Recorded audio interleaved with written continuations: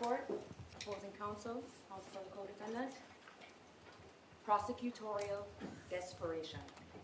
That is the only reason why Katherine Magbanua is sitting before you today, charged with a crime that she had absolutely nothing to do with.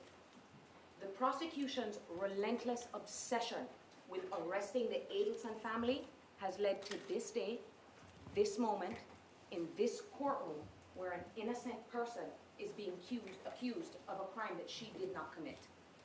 But one thing is 100% certain, members of the jury. At the end of this case, when you are presented with all of the evidence, not just the little bits and pieces from the state, you will see for yourselves that she is completely innocent. So let's talk about Katherine Magbanua. Katherine Magbanua is a young woman who grew up over 400 miles away from Tallahassee at the other end of the state of Florida in Miami. You are going to learn many things about Katherine over the next few days, one of which is that she is a hardworking woman who loves her children and just wants to provide a good life for them, her son Ethan and her daughter Katie. She is also a very strong woman. She's one of the strongest women I have come to know. But her major downfall is her taste in men. And at the end of this case, you are going to see that the only thing she is guilty of is having horrible taste in men. So let's start with Sigfredo Garcia, because you have to know and understand what was really going on between Katherine Magbanua and Sigfredo Garcia's relationship to understand and make sense of what really happened all the way back in 2014. Katherine started dating Sigfredo Garcia when they were just teenagers. Then, when Katie went off to college, she became pregnant with her son, Ethan. And even though it's a difficult task going to school and being a mother, she worked really hard, and she graduated with her bachelor's degree in health administration. Now, the prosecution's own witnesses are going to tell you, and Ms. Kappelman actually said it in her opening statement, that Katherine and Sigfredo were constantly breaking up and getting back together. Because even though Katherine seemed to have her head on straight and that she was focused, Sigfredo just could not get it together. If it wasn't the drinking, if it wasn't the cocaine, it was the other women. And Katie had it. Sigfredo would keep messing up over the course of those 10 years, and she would always take him back because he is the father of her children. But in 2013, that all changed. She was done with Sigfredo. 10 years of the back and forth. She had it. So the relationship was over. She kicked him out of her apartment. She didn't want to have anything to do with him. But even though they're broken up, Sigfredo is the father of her children. That is why they were keeping in constant communication. She didn't cut Sigfredo out of her children's life. Now, a few months later after their breakup, she was working at a dental office called Sophie Dental on South Beach in Miami. And in walks Charlie Adelson and walks into her life. The second man that she has horrible taste for. Because you are going to learn that Charlie Adelson, they will describe him somewhat of a playboy. At the time, he was 37 years old, single, dentist, good income, no kids. The state is going to try and make it seem like he is a millionaire or a billionaire, but it wasn't like that. He was all about fun, though. And Katherine, she knew this. Charlie is not one to be shy about what he wants out of life, which is not to settle down. So even though they were having a good time and they were dating, Katherine knew this was not going to end up anywhere serious like marriage. Now, Sigfredo, he was not handling this breakup very well. And the prosecution's own witnesses will tell you that Sigfredo would follow Katie around, that he followed her once without her knowing when she was having dinner with Charlie Adelson. He was in a truck with Luis Rivera when they were watching them eating. And he actually threatened to run them over with his truck. That is where Sigfredo's head was at. Sigfredo, the evidence will show you, knew about Charlie, and the evidence will show you that Charlie knew about Sigfredo. And Charlie knew how badly Sigfredo wanted Katie back. He knew that the one driving force that was driving Sigfredo was trying to get Katie back. Now, the state got up here, and what their whole theory boils down to is they say that the Adelsons are behind this, but the only link that makes sense is that it had to have gone through Katherine Magbanua to get to these two individuals.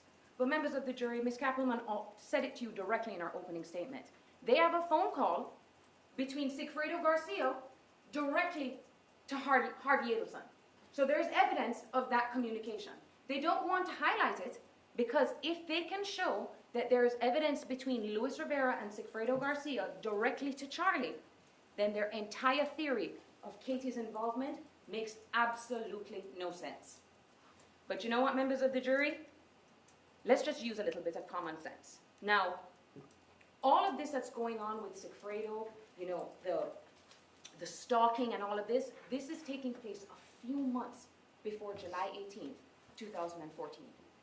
And make no mistake about it, that day was a tragic day.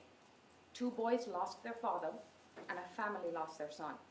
And if there is one thing that the state and I can agree on, is that July 18th, 2014 was a horrible, horrific, unjustifiable tragedy. And although nothing can bring Dan Markel back to his family and to his friends, we do all want the same thing in this case: justice for a senseless loss of life.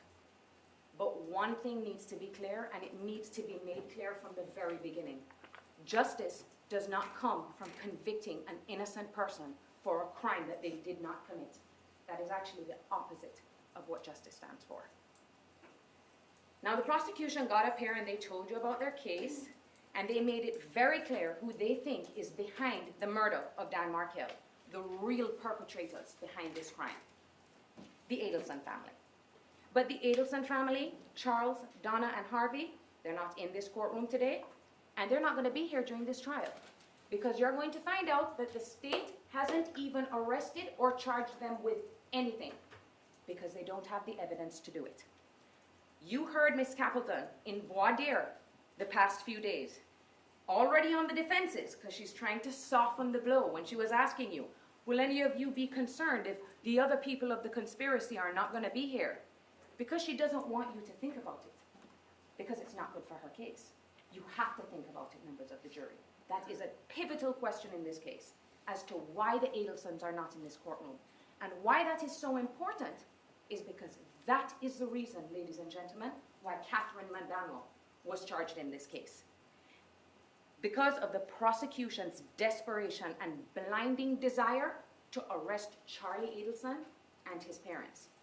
Do not check your common sense at the door, ladies and gentlemen, because common sense is going to be the only tool that you will need to see that Katherine was just a pawn in Charlie Adelson's plan to kill Dan Markel. And now the prosecution is trying to use Katherine as a pawn to get to Charlie Adelson. That is the only reason that we are here. The prosecution wants you to believe that Katherine, a young, hard-working mother of 2, took money to help coordinate the murder of a man she has never met for a guy that she has known for less than a year. They want you to believe that Katherine asked the father of her kids, who she was separated from at the time, to commit a murder for her new boyfriend. That makes no sense. Any way you look at it, it just doesn't make any sense, members of the jury. So let's talk about the evidence that the state is going to bring you against Katherine Magbanua. The cash deposits that Ms. Kappelman talked about. The prosecution is going to present you with a witness who analyzed Katherine's bank records between the year of 2013 and the beginning of 2016. And these witnesses will tell you that there was an unusual spike in her cash deposits. Mind you, they only looked at an 18-month period to make this analysis. So let's talk about what the state did not tell you. And I sat back at my desk and I was listening to their opening statement. And I said, let me see to myself if they're going to give the members of the jury the whole story. And they didn't. From 2013 until 2015, Katie was working several jobs. Jobs that paid her in cash. She worked the club scene at Hard Rock down in Fort Lauderdale. She worked at Club Faith and she worked at Hollywood Live. She also worked for a liquor promotional company where they have girls go to these clubs or to other places and they stand up at the front and they promote the sales of liquor. And it was a great job. It's a great job to have in Miami because you make a lot of cash. When you work in these clubs and you're working bottle service, these VIP, she was in the VIP section, they pay her in cash. Now, members of the jury, this is not a surprise that I am just dropping on the state attorney right now. This is not coming out of nowhere. The FBI, the Tallahassee Police Department, and the prosecution knew about this. Witness Yindra Velasquez Mascaro, who was Katherine's best friend and worked with her at these clubs, were interviewed by the FBI and the Tallahassee Police Department over 3 years ago. And she told them this, and they just ignored it. And you want to know how I know that they're going to want you to ignore it? Number one, they didn't mention it in their opening statement. They just left that little piece out. But they're going to present you with summaries of her cash deposits. And their witness will tell you that all that consideration of her getting paid cash from other jobs, that's not in there. They don't want it in there because they don't want you to see it, because it doesn't fit with their case. But even without that evidence, let's just take that evidence out. They want you to believe that Katherine Magbanua was paid for a murder in cash and then she walked into the bank to deposit it, the place where no one will ever find it. That she decided to walk into a bank with video cameras and a record, and that was the plan to hide the money in the bank. Now, what the evidence is going to show you is that there is no evidence of withdrawals from the Adelson's accounts, none of them, and there's no evidence of cash deposits into Sigfredo Garcia and Luis Rivera's account. And why is that? Remember what Ms. Kappelman said yesterday in voir dire? Criminals don't leave their DNA and fingerprints. Remember when she said that? They want you to believe that Katherine is a part of this elaborate scheme, but she is the only one that is leaving a trace of cash deposits into her bank. That just makes no sense. The next thing the prosecutors want you to believe that's evidence, and Ms. Kappelman mentioned it, is a car, a Lexus. Now, she didn't go into the details about this Lexus. Just Lexus, because it sounds like an expensive car, right? It was a 2001 Lexus that had over 150,000 miles on it. The car that kept breaking down, because you will hear on those recordings, kept breaking down, and that she had to fix with her own money. This is payment for a homicide. But we'll go a step further. I thought the state was going to introduce this evidence to you, but once again, she doesn't mention it.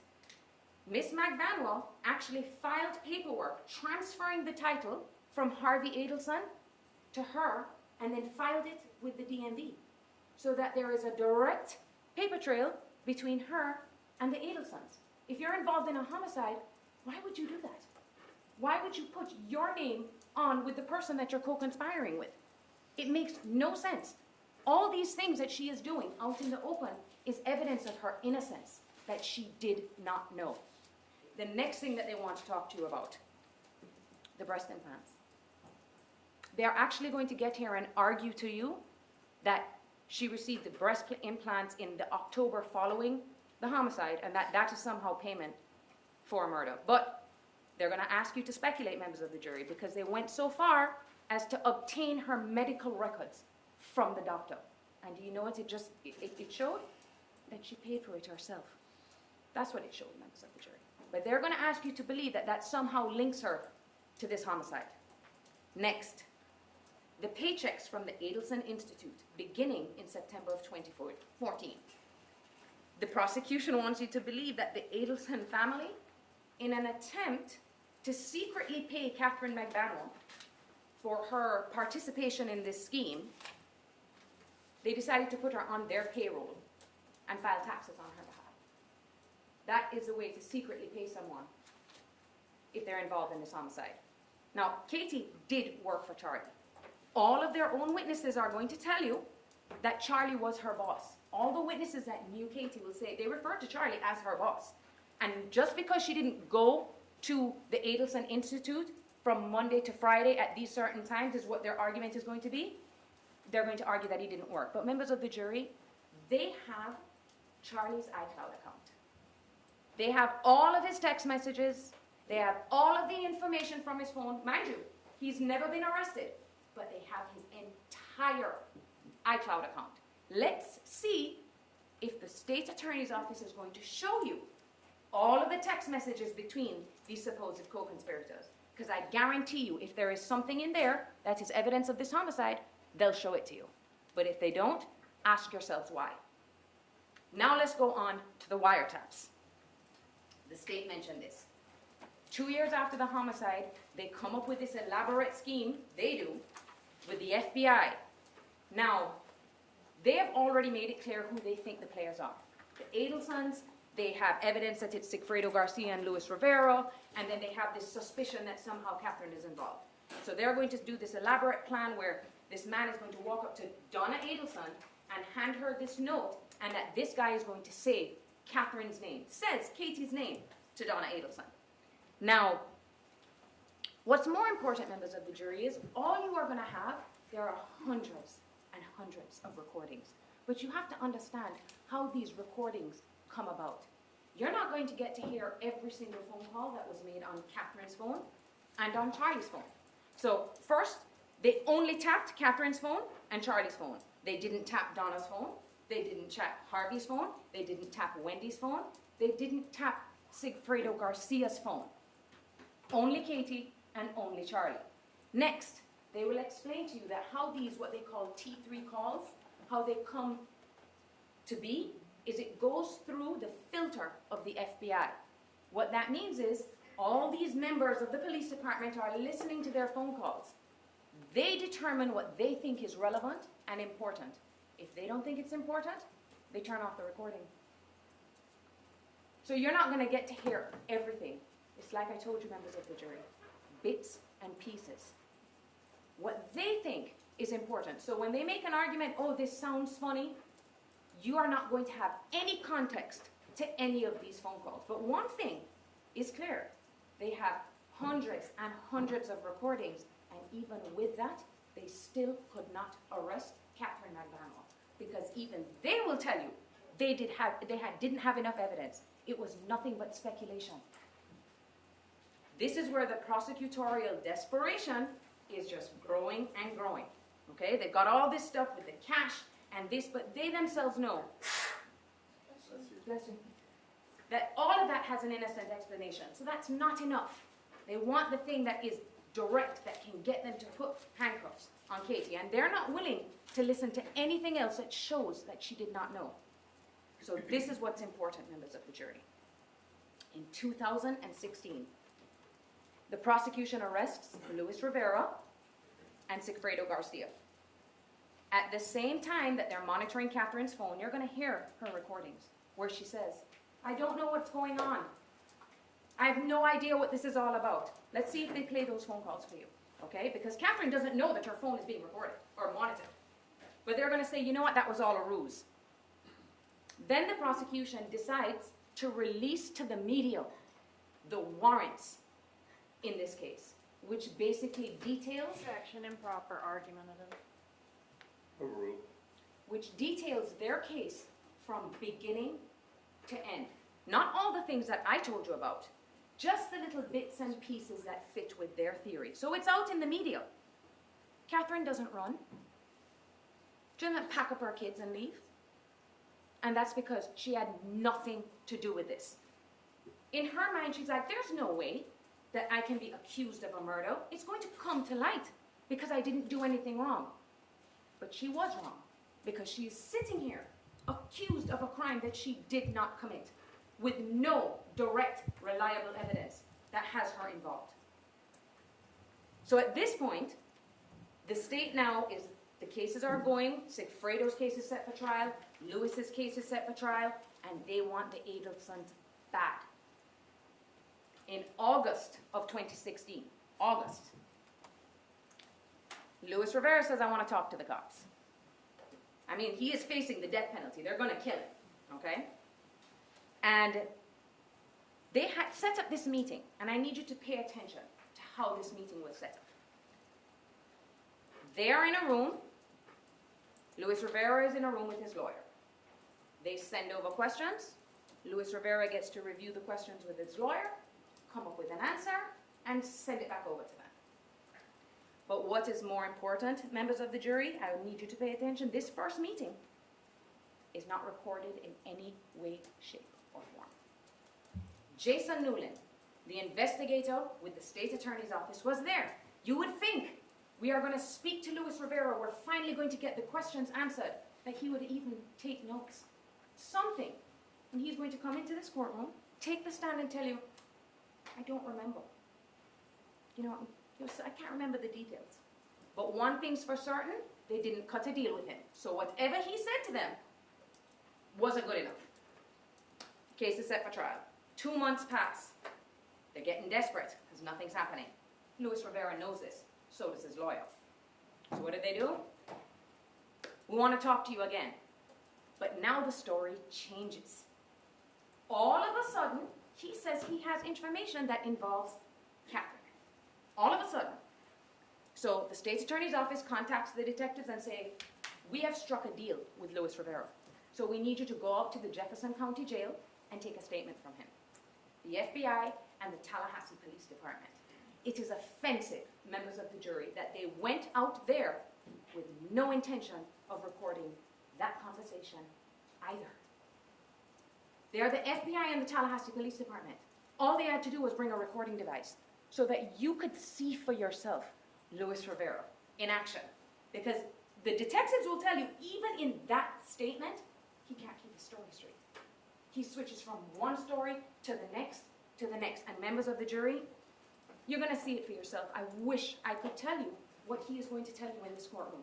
But I don't know. You want to know why? He has told so many different versions of what happened that I don't know what he's going to tell you today. Ms. Kappelman made some references to what he's going to say, I'm assuming, in this trial, that it's the first time I'm hearing of it. So he's changed it yet again. But the state is actually going to ask you, this is what's concerning members of the jury. And we know this because they kept mentioning it yesterday. Are they small little details that they're getting the inconsistencies wrong? No. These are big details that he is getting wrong. For example, in one of his statements, I didn't know it was a murder. I found out when I was on my way up to Tallahassee. I thought it was going to be a robbery. I had no idea it was a murder. I found out on the way, all the way when we were in Orlando. That's when I found out. Then another statement. Oh, no, I found out at the house before we left that it was a murder. In fact, I am the one that went and bought the gun. I am the one that went and bought the bullets. And I actually rented the car for the second trip. They want you to ignore these things, members of the jury, which is evidence that shows you that he is a liar. Luis Rivera, a multiple-time convicted felon. Not only is he a convicted felon, he is a member of the gang Latin Kings. Mr. Rivera, the guy who even on his best day can't keep his story straight about what happened. The man who takes pleas, which you will find out because of his federal case, he just takes pleas to save himself. He has a history of doing it. This is their star witness against Katherine. Because all that other stuff that they talked about, the Prius and all, has nothing to do with her. Prosecutorial desperation, members of the jury. They are so desperate to get Charles Adelson that their belief is the only way to get through to him is we have to get to Katherine. They want to arrest her because that's our way to get to Charlie. But they were mistaken because Katherine didn't know. She doesn't have the information that they want. So now 3 years later, she is sitting here accused of a crime that she did not commit. And I'm not going to go over too much in detail because Mr. Zangané went over that plea deal. Do I even need to tell you how ridiculous that plea deal is? He is already serving 12 years for a RICO federal charge. The man who was involved with murdering Dan Markel, that is going to show you, members of the jury, of how desperate they were. He isn't even going to serve 7 years. You want to know why? Because in Florida, if there's no minimum mandatory, you get gain time. So it really isn't 7 years on top of the 12. He'll probably get 2 years shaved off of that as well. No probation. So this murderer is going to get out of jail free, probably before he's even 50. This is the deal that they cut with their star witness, and they're actually going to ask you to believe him. And what's more important, members of the jury, one of the interesting things that Luis Rivera said, and it's going to be a very important and pivotal part of this case. In one of his statements, he mentions that Wendy Adelson is involved. He says that Sigfredo told him the lady wants her kids back. Wendy, he even mentions her name, Wendy, because Luis knows how badly they want the Adelsons. So he's thinking, let me throw out Wendy's name too, because maybe I can get 10 years instead of 19, because that's how bad they want the Adelsons. He knows. And he proceeds to tell them, trying to give more details, add some, credibility to his story, that he goes so far to say that the day before the homicide, when they're casing his house, that they're driving down Trescott, and a woman is walking down the street with her 2 boys. He knows this from the discovery. Walking down the street with her 2 boys, and that Sigfredo looks at him and goes, hey, that's Wendy. That's Wendy, the girl that wants our kids. She's making sure that we are up here and doing the job. You would think that would be enough evidence, right? To put handcuffs on Wendy Adelson and bring her to this courtroom so she can answer questions. But no, they know that he's not telling the truth, because they have records that show that both boys were at the daycare center the day before, and that Wendy's house is 5 miles away from Dan Markel. They're going to ask you to say, Luis Rivera is lying or mistaken or whatever excuse he comes up with when he's talking about Wendy, but when he's talking about Katie, he's telling you the truth. That's what they're going to ask you to do, the state of Florida. Ignore him on the bad stuff of our client, of the bad stuff for our case, but believe him for everything that fits with our case. It's offensive, members of the jury. But that is why you are here. The prosecution has dug up every single piece of evidence that they could. They have dug and ripped apart Katherine Magbanua's life. They have gone into everything. Her phone records, her taxes, her medical records, and nothing. No direct evidence that she was involved. 0. And that's because she wasn't involved. How far are they going to go, members of the jury, before they stop? But you are here. This is why we don't leave these decisions in the hands of the government, because they are so blinded right now that they can't see the truth. This is why the system is set up, that we get you, the members of the jury, to sit here, unbiased eyes, that you can listen to the evidence objectively. Katherine Magbanua is grateful to have you here today, members of the jury, because she has been waiting 3 years for this day, for people to take a look and see what the truth is in this case. She had absolutely nothing to do with this. She did not know. She is innocent. Find her not guilty. Thank you.